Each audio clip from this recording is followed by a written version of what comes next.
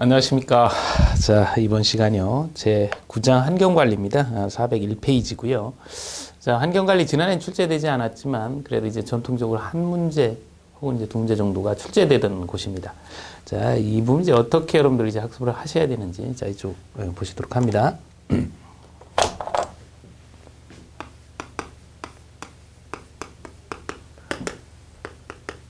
환경관리. 이 환경관리는 환경보존법에서 크게 이제 두 가지 형태로 구분을 하죠. 하나는 자연환경관리하고,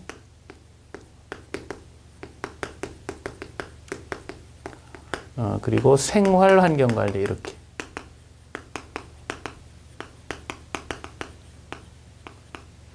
자연환경관리의 범주에 드는 것은 크게 이제 청소하고 소독입니다. 청소, 소독. 생활환경관리에서는 이제 크게 세 가지. 하나는 실내 공기질, 또 하나는 소음, 또 하나는 이제 수질과 관련된 이야기. 자, 이 부분이 이제 예전에 좀 출제가 되다가 요즘 이제 주춤하고 있어요. 그 이유는 우선 이제 이 다섯 가지 전부 해당 근거 법령을 가지고 있습니다. 요 폐기물관리법, 요 감염병의 예방 및 관리에 관한 법률, 실내 공기질 관리법, 그 다음에 우리 이제 주택법이라든지 공동 기준, 그러니까 그 공동물령으로 이제 기준을 만들어놨죠. 소음 관련 기준.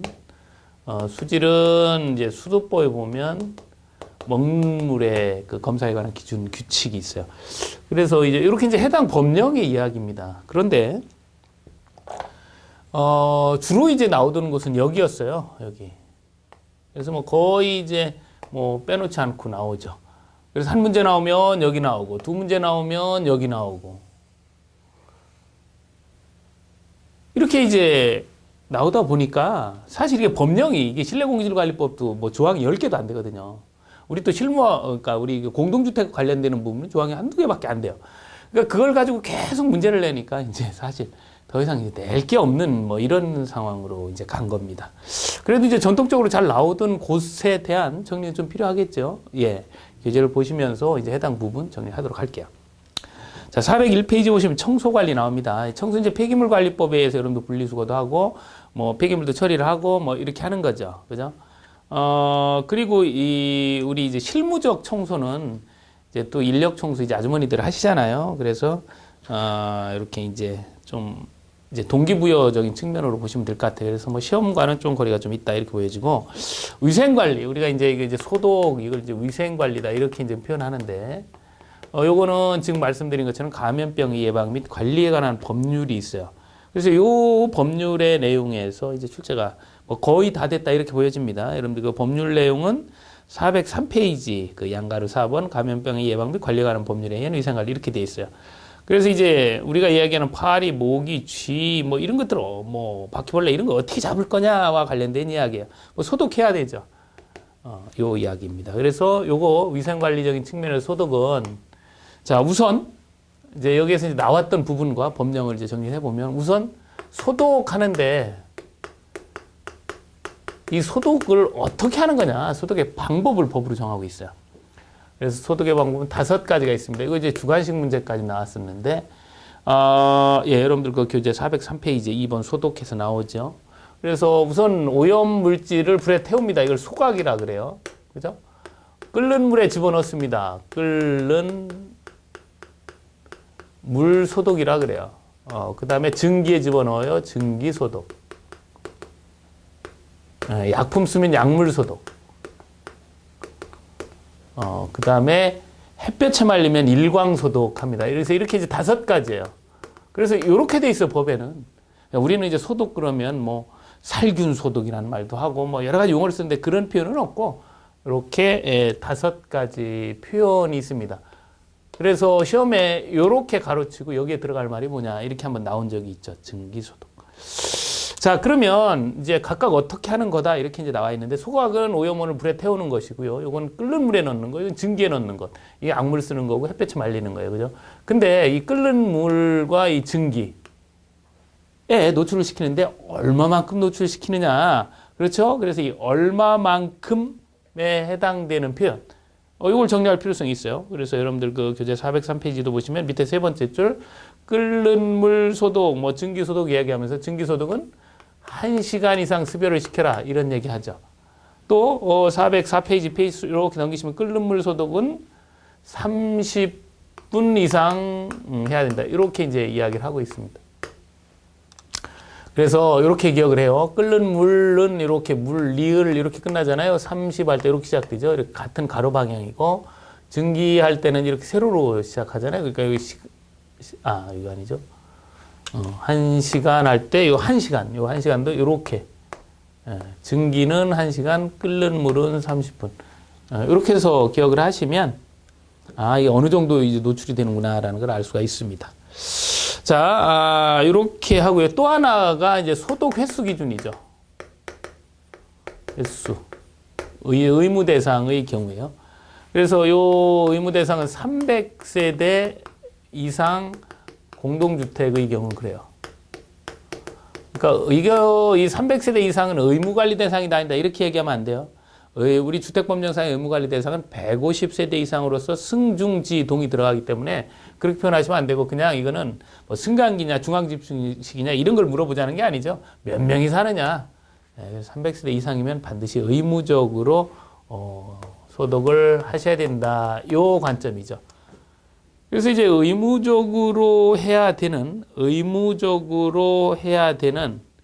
그 실시 기준을 보시면 이제 하절기하고 동절기가 달라요. 그래서 여러분 405페이지에도 보시면 4월부터 9월까지 더울 때죠. 이때는 자주 해야 돼요. 그래서 3개월 단위로 합니다. 3개월에 1회 이상 이렇게 하고 10월부터 이듬해 3월까지 이 동절기라고 이렇게 보여지는데 이때는 6개월에 1회 이상 하죠. 6개월에 1회 이상. 그래서 우리 이제 실무적으로는 그냥 3개월에 한 번씩 하고 뭐 추가 소독하고 이런 식으로 하고 있습니다. 그래서 이 이야기를 가지고 뭐 이렇게 시간 날 때마다 물어보니까 뭐 이제 더 이상 이제 바닥이 낮다 이제 이렇게 보여지는 거예요. 이것도 2번씩이나 나오고 이것도 나오고 뭐 이것도 2번씩 나오고 그렇게 했던 부분입니다. 자, 그 다음에 이제 그래서 이제 이 환경관리가 예전에 두 문제를 완전히 차지하고 있다가 이제 한 문제로 줄어들었는데 최근에 이제 안 나오고 있는 추세인데 어쨌든 그 한 문제는 뭐 거의 실내공기질 관리법입니다. 그래서 이 이야기는 좀 정확하게 정리할 필요성이 있어요. 자, 포괄적으로 우선 이제 405페이지 보시면 이제 대기오염 관리라고 이야기를 합니다. 그러니까 이제 생활환경과 관련된 부분을 이야기를 하는데 사전에 이제 대기 환경보존법이라는 게 있어요. 총괄적인 법인데요. 이 대기 환경을 보존해야 된다 이런 측면이고 이 법률이 실제 이제 출제 당시에는 우리 이제 예전엔 다 중앙 공급식 난방을 했거든요. 요즘 지역 난방하지만 중앙 공급식 난방을 할 때는 이게 중요한 법령이었죠. 근데 지금은 이제 개별 실내 공기질을 관리를 하는데 지금도 요 대기 환경 보존법 영상에 좀 몇 가지 좀 정리할 부분이 있어요. 이제 오염 물질을 이제 분류를 하거든요. 용어에서. 그래서 여기 보시면 뭐 가스, 입자상 물질, 그죠? 뭐 먼지 뭐 이런 것들이 쭉 있는데, 뭐 먼지 그러면 그건 구분 못 하시지 않잖아요. 근데 요 입자상 물질, 요 가스, 요걸 좀 구분하실 필요가 있어요. 자, 오염을 주는 물질인데, 가스와 입자상 물질이 있어요. 가스는 우리가 이제 오염 물질 중에 기체상의 물질을 가스라 그래요. 입자상의 물질은 액체상, 고체상의 물질을 입자상 물질이라고 합니다. 그래서 이제 쭉 용어를 이렇게 오염 물질 쭉 보면 뭐가 있냐면 매연이라는 게 있거든요. 매연. 우리 이제 매연가스 그러는데 실제로 매연은 가스가 아니고요. 가스가 아니고 입자상 물질이에요. 액체상, 고체상 물질입니다. 그래서 매연은 입자상 물질이다라는 거죠. 이 이야기는 여러분 406페이지에 맨 윗줄에 나오죠. 연소시에 발생한 유리탄소를 주로 하는 미세한 입자상 물질을 말한다. 뭐 이렇게 해서 이제 기본적인 이제 용어 이런 것들이 이제 그 피해를 미치는 어떤 그 뭐 예를 눈이 따갑다든지 뭐 이런 것들 이런 것들 이제 볼 수가 있고 그리고 이런 것들이 이제 없애기 위해서 이제 보일러 기준으로 해서 사전에 처리하는 전처리와 또 이제 발생되는 걸 외부로 배출을 막는 뭐 집진 시설 이런 걸로 오염을 이제 이렇게 줄이는 방향으로 이제 검토가 됩니다. 그래서 이 오염 방지 시설은 전처리 시설하고 후처리 시설이 있어요. 그래서 이 전처리 시설은 보일러를 기준으로 해서 연소와 관련된 부분이죠. 우리 불완전 연소되면 오염물질이 많이 나옵니다. 그래서 완전 연소를 하게끔 하는 거고, 후처리는 이미 발생됐다면 외부로 내보내지 않고 집진해서 별도 처리해라. 이제 이런 이야기를 하고 있죠. 이제 대기오염 대기환경 보존법상의 이야기예요. 뭐 크게 중요한 부분은 아니고. 지금은 이제 실내 공기질 관리법이 이제 잘 출제가 되고 있고, 이제 우리 407페이지에 나와 있는데, 이건 좀 구체적으로 좀 보도록 합니다. 자, 우선 실내 공기질 관리법. 이거 이제 지난해 빼고 그러니까 2006년도 9회부터 계속 나왔던 거예요. 그러니까 정말 잘 나오는 법률 중에 하나입니다. 지난해와 올해가 달라진 점은 뭐냐면, 지난해는 이 앞에 이런 표현이 있었어요. 다중이용 시설 등의. 우리 교재도 이렇게 돼 있잖아요. 그죠? 근데 이제 법이 바뀌어서 이 표현을 뺍니다. 뭐라고 안 해도 이건 다중이용 시설 등에 해당되는 거다라는 거예요. 그래서 이 실내 공기질 관리법이 이제 여러 조항이 있는데, 첫 번째 어디에 이걸 적용하는지 적용부터 보도록 합니다.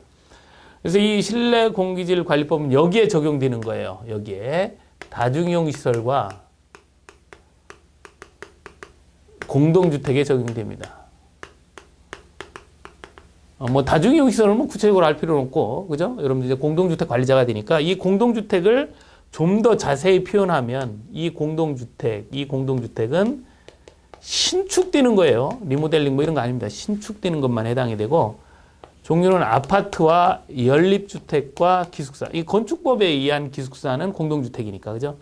요 공동주택은 건축법령상의 공동주택을 얘기하는 거예요. 주택법이 아니고. 그래서 아파트, 연립주택, 기숙사를 말합니다. 그러니까 규모는 100세대 이상이에요. 자, 이렇게 아파트나 연립주택, 기숙사를 100세대 이상 신축한다? 그러면 이 법령이 적용이 된다라는 거죠. 그래서 이 법령의 그 기준을 보면 다중이용 시설은 권고 기준도 있고 유지 기준도 있어요. 유지 기준이 있기 때문에 뭐 이 유지를 하기 위해서 관리자 교육이라든지 이런 제도가 있고요. 공동주택의 경우는 1회 권고 기준만 있어요. 유지 기준이 없다 보니까 그 관리자 교육이나 이런 것도 없습니다. 그래서 여기는 권고 유지 기준이 다 있고, 여기는 이제 권고 기준만 있다. 그래서 이 권고 기준을 이제 정확히 아는 게 이제 필요하죠. 자, 전체적인 큰 흐름을 말씀을 드렸습니다. 자, 지금 이제 보신 것처럼 공동주택은 유지도 안 하고 교육도 안 받고 한 번 신축 시에 권고하고 끝인데, 이게 그렇게 시험에 잘 나와요. 자, 그러면 이 다중이용 실내 공기질 관리법으로 바뀌었죠. 이 실내 공기질 관리법의 그 법령을 이제 하나하나 보도록 합니다. 자, 407페이지에 나와 있고요. 자, 두 번째 이제 법령 해석을 할 땐 첫 번째 용어죠, 용어. 그래서 거기도 보시면 407페이지에 다중이용 시설, 뭐 2번 공동주택, 2- 대중교통 차량, 뭐 이런 거 모르는 분 없죠. 근데 3호에 이렇게 보시면 오염물질이라고 나옵니다. 오염물질이 뭐냐, 이렇게 10가지를 이야기를 하고 있어요. 오염물질. 실내 공간 오염물질에서 미세먼지에서부터 오존까지 그렇게 돼 있죠. 그래서 요 오염물질이 뭔지 이 10가지를 알아야 돼요. 왜냐하면 아주 작은 법령이지만 정말 뭐 굉장히 많이 나왔기 때문에 뭐 여기는 뭐 하나하나 다 기억을 해야 돼요. 그래서 이 10가지를 기억하는 게 좀 어렵죠. 그래서 요건 아라비아 숫자를 가지고 이야기를 합니다. 1, 2, 3, 4, 5, 6, 7, 8, 9, 10 이렇게. 그래서 1 그러면 일산화탄소. 탄소. 2 그러면 이산화탄소. 3 그러면 성면 그래요. 성면. 예, 삼면 이렇게 성면 3차. 4는 라돈이라고 그럽니다. 사돈이 아니고 라돈. 5는 오존. 6은 휘발성 유기잖아요. 유기 화합물. 7은 이산화 탄소가 아니고 질소. 칠소가 아니고 질소. 8은 포름 알데하이드. 이렇게 8, 피읍 이렇게 같이 돼 있죠. 이건 부유세균을 말합니다. 부유세균. 그 다음에 이건 미세먼지를 말해요. 그래서 이렇게 10가지가 뭐다라는 거를 아라비아 숫자 1, 2, 3, 4, 5, 6, 7, 8, 9, 10. 이렇게 해서 기억을 하셔야 돼요. 1부터 10까지. 그래서 뭐 어려운 듯 하지만 금방 합니다. 이렇게 이제 기억을 하고요. 그 다음에 용어로, 뭐가 있냐면, 환기설비라는 게 있고, 공기정화설비라는 게 있어요. 왜냐면 공기를 깨끗하게 하려면 이런 거 놔야 되잖아요. 근데 이 용어가 다릅니다. 환기설비와 공기정화설비는 이렇게 다르죠. 자, 이런 공간이 있다. 이렇게 가정을 할 때 환기설비의 개념은 공기가 들어오고 새로운 공기가 나가는 거죠. 새로운 공기가 들어오고 오염된 공기가 나가는 거죠. 그러니까 이거는 이제 실내 공기를 교환한다. 이런 교환의 의미를 가지고 있다 그랬어요. 이 환기설비고 공기정화설비는 뭐냐면 이러한 공간의 오염물질을 줄이거나 없애는 설비예요. 그러니까 이 오염물질을 줄이거나 없애는데 환기를 통해서 없앨 수도 있죠. 그러니까 공기정화설비란 환기설비와 같이 설치되거나 따로 설치될 수도 있다라는 거예요. 그래서 그 용어를 정확히 해석을 합니다. 그냥 환기설비, 뭐 공기정화설비 이렇게 하시면 안 돼요. 그래서 이 법적인 용어이기 때문에 정확하게 공기를 들여오고 공기를 내보내는 설비, 환기설비, 공기정화설비는 오염물질을 줄이거나 없애는 설비라고 정확하게 구분해서 기억하도록 합니다.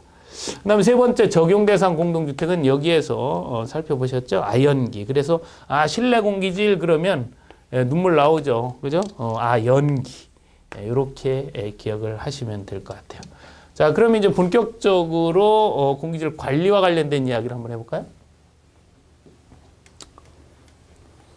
자, 실내 공기질 관리 법령 있습니다. 자, 그러면 이제 본격적으로 실내 공기질 관리를 해보죠.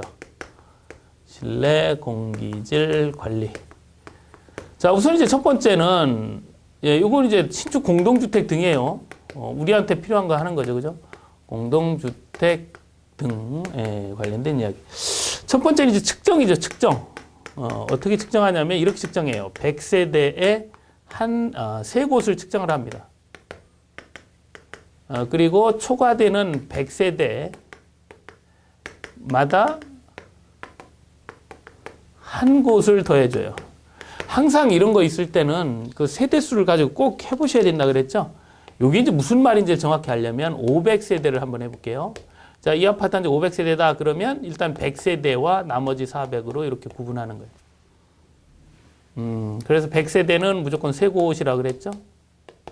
추가되는 거는 100세대마다니까 4곳이 추가되겠죠. 그죠? 그러면 총 7곳을 측정을 합니다. 그래서 이렇게 기억을 하셔야 됩니다. 그래서 이렇게 이제 측정을 해요. 그러면 이제 측정 기준이 있을 거 아닙니까? 그죠? 그래서 이렇게 측정을 해서 이제 이렇게 측정을 할 때 그 권고 기준이 있을 테니까 이 권고 기준이 뭔가 이렇게 보면 이제 6가지 항목에 대한 권고 기준치가 있어요. 여러분 409페이지 맨 위에 있죠? 이렇게 이제 권고 기준치를 가지고 있습니다. 이 권고 기준 6가지는 포름알데하이드에서부터 스틸렌까지 이렇게 6가지가 있잖아요. 6가지 또 기억도 해야 되고 숫자도 기억을 해야 되기 때문에 워낙 잘 나오니까 이거 이제 순서대로 이렇게 정의합니다. 첫 번째 벤젠, 두 번째 스틸렌, 머리 글자 하니까 벤스 이렇게 되죠. 벤스. 여러분 타고 다니시는 승용차 벤스 그죠? 그 다음에 에틸렌, 자일렌. 이건 남자가 아니고 여자입니다. 여자가 벤츠를 지금 타고 가고 있죠. 그 다음에 톨루엔을 먼저 할까요? 톨루엔. 여자가 벤츠 타고 다니는데 어디 가고 있냐면 지금 톨게이트 지나가고 있어요. 그러니까 멋있죠? 폼 나죠. 폼 알데하이드 이렇게. 그래서 일단 6가지 항목의 머리 글자는 정리를 했어요. 자, 기준치도 같이 보실 텐데요. 벤젠은 30 마이크로그램 이하 세제곱미터 이렇게 이야기합니다. 그러니까 30 ppm 이하로 관리가 돼야 된다 그 얘기예요. 근데 이게 또 숫자를 기억하기가 어렵잖아요. 그래서 또 다른 건 3글자, 뭐 6글자인데 이것만 2글자예요. 그래서 숫자도 이것만 딱 둘입니다. 30, 2자릿수예요. 나머지는 3자리인데요. 스틸렌은 3자리예요. 3자리. 단위 같고요. 그러니까 3, 1, 2, 3, 그러니까 3, 하나, 둘, 셋, 이렇게. 이 숫자도 기억을 하셔야 되고. 그 다음에 이 자일렌은 이렇게 시작되잖아요. 이렇게. 지읒할 때 이렇게 시작되잖아요. 이렇게. 700 마이크로그램 이하의 700 자일렌. 그리고 이 톨루엔은 이 2가지를 합친 숫자입니다. 합친 숫자. 그래서 1000이에요. 1000. 그 다음에 이제 폼알데하이드하고 에틸렌인데요. 폼알데하이드는 210, 이건 좀 강제로 좀 기억을 하셔야 되고, 에틸렌은 365일이 아니고 360이래요. 360. 365일이 아니고 360. 이렇게. 그래서 이렇게 360과 210, 요 숫자도 같이 기억을 합니다. 처음엔 좀 어려워 보이지만, 이게 기출문제나 이렇게 보시면, 워낙 많이 출제가 됐었기 때문에 다 기억을 합니다. 벤젠, 2글자, 2자리. 스틸렌, 3글자. 그 다음에 자일렌과 톨루엔, 그 다음에 210과 360, 이렇게 해서 권고 기준을 기억을 합니다. 자, 그러면, 자, 이제 이렇게 이제 측정을, 이 권고 기준에 따라 이제 측정을 했잖아요. 그죠? 그러면, 요거를 이제 제출하고 공고를 해야 돼요. 그래서 이 제출은 시장 등에게 합니다. 이건 입자 등에게 하겠죠. 그죠? 그래서, 공고해라, 이렇게 표현하고 있는데, 그래서 이건 입자 등에게 하는 거예요. 언제 하느냐? 요거는 제출은 입주 3일 전. 제출하고 바로 공고합니다. 그러니까 이 입자 등에게 공고하는 것도 3일 전. 이때 이제 같이 해서 총 60일간 하죠. 60일간. 이렇게 공고를 합니다. 그러면 이제 여기서 이제 특징이 뭐냐면 왜 입주 전에 공고를 하느냐, 입주 후에 하는 게 아니라, 자, 우리가 이제 이 오염물질이 주로 이제 마감재에서 많이 나오거든요. 접착제나 이런데. 그래서 이걸 없애려면 어떻게 되냐면 베이크아웃이라고 그래서 군부를 막 떼죠. 보일러 막 떼면 막 열이 나면서 확산. 그러니까 이런 오염물질이 발산되는 거예요. 창문 열어놓고 불 때면 이제 이렇게 날아가죠. 이런 식으로 이제 줄입니다. 그러니까 입주하고 나서는 하기가 어려우니까 난방비나 이런 게. 그래서 입주하기 전에 공지를 해서 좀 군부를 떼서 베이크아웃이 될 수 있도록 이런 의미가 숨어져 있어요. 자, 그리고 이제 마지막으로 이제 하셔야 될 부분 중에 하나가 뭐냐면 오염물질 방출 건축 자재라는 게 있어요.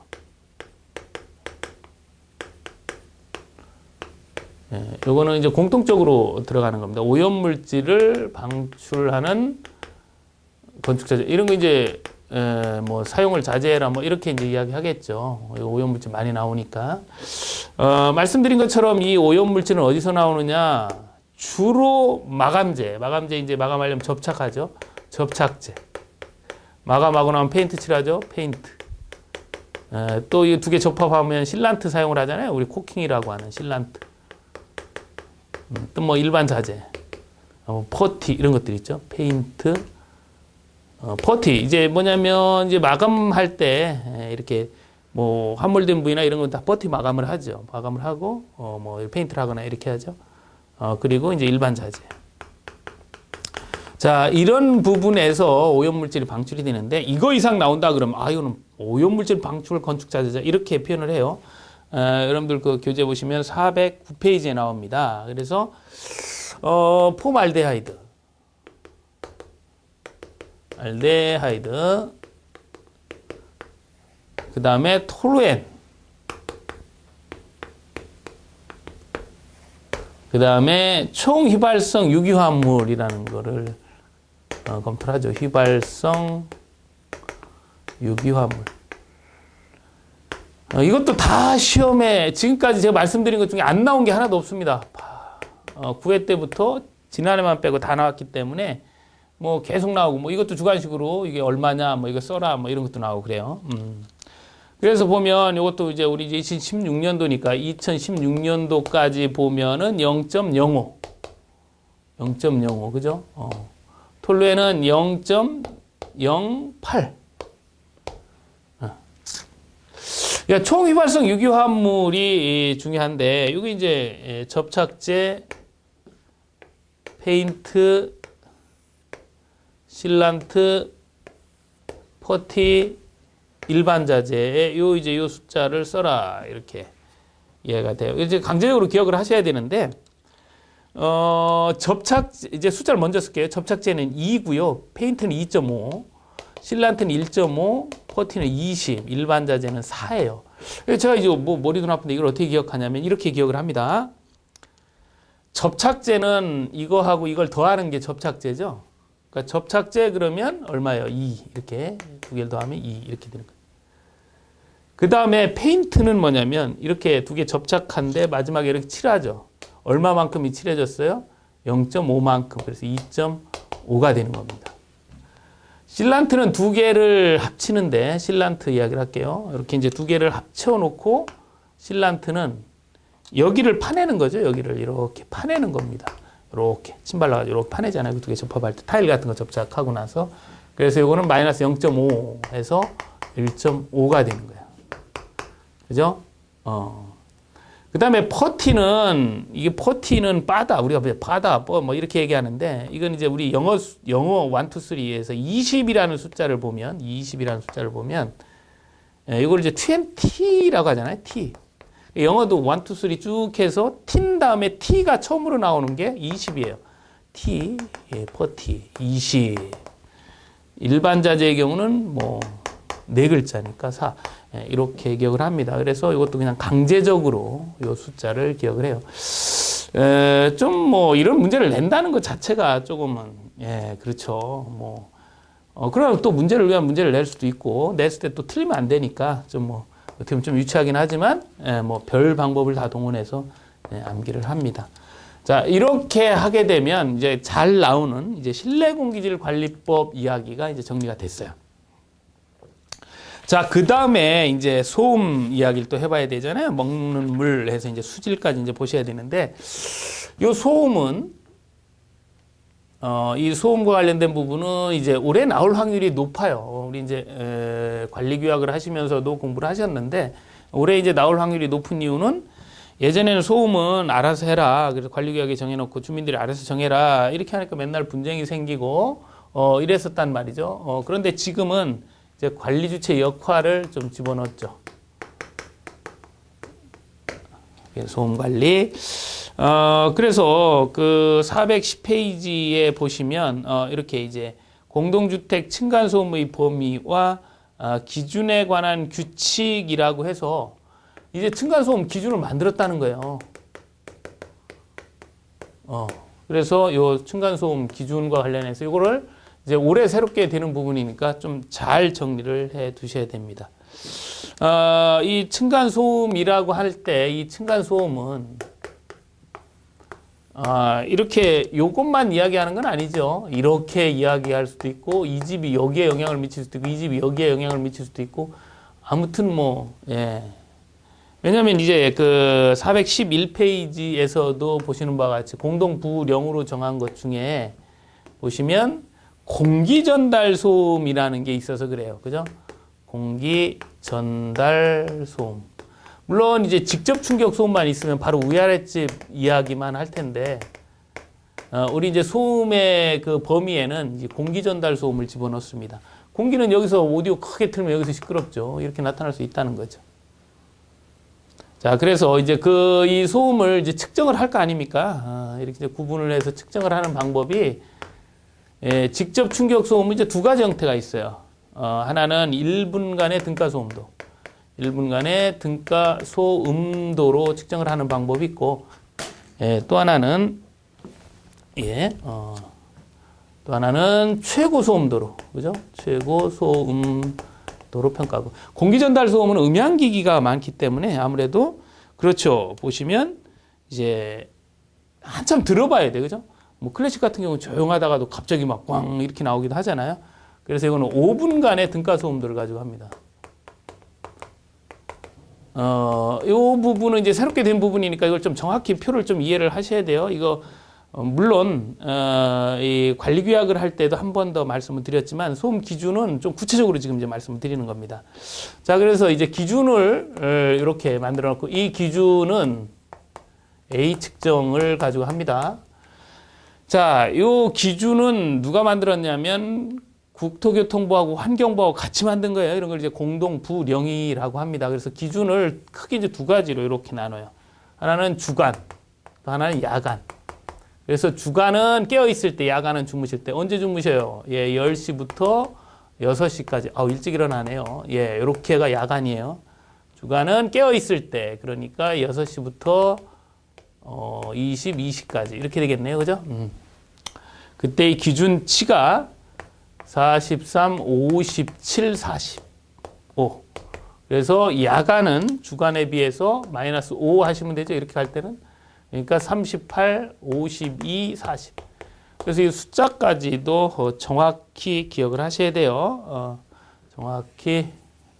지금 여기에서 이 문제의 패턴을 보면 뭐 거의 뭐 이렇게 주간식의 가로놓기 이런 이야기들이 이제 많이 나오게 됩니다.